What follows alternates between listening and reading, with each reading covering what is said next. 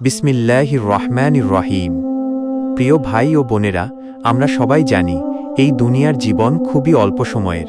আল্লাহ তায়ালা কুরআনে বলেছেন, এই দুনিয়ার জীবন তো কেবল খেলা তামাশা আর আমোদ প্রমোদ, আর আখিরাতই হল প্রকৃত জীবন, যদি তোমরা তা জান।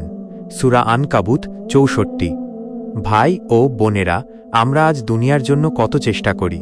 টাকা পয়সা, ব্যবসা, পড়াশোনা, চাকরি, এসবের জন্য দিন রাত পরিশ্রম করি। কিন্তু একবার কি ভেবেছি, মৃত্যু যখন আসবে তখন এই সব কিছুই আমাদের কোনো কাজে আসবে না। কবরে কেউ জিজ্ঞেস করবে না তুমি কত টাকা রেখে গেছ, কত জমি ছিল, বা কত বিল্ডিং বানিয়েছ। তখন শুধু তিনটি জিনিস আমাদের সঙ্গে যাবে: ১. সৎ আমল, ২. ইলমে নাফি, উপকারী জ্ঞান, ৩. নেক সন্তান যারা দোয়া করবে। রাসূলুল্লাহ সাল্লাল্লাহু আলাইহি ওয়াসাল্লাম বলেছেন, কিয়ামতের দিন মানুষের সব কাজ বন্ধ হয়ে যাবে, শুধু তিনটি জিনিস চলতে থাকবে: সদকায়ে জারিয়া, উপকারী জ্ঞান এবং নেক সন্তান যে দোয়া করে। সহিহ মুসলিম। তাহলে বুঝতেই পারছেন, আমাদের আসল মূলধন হল আমল। নামাজ, রোজা, কোরআন তিলাওয়াত, সদকা খয়রাত, এগুলোই আমাদের জন্য আখিরাতে আলো হবে।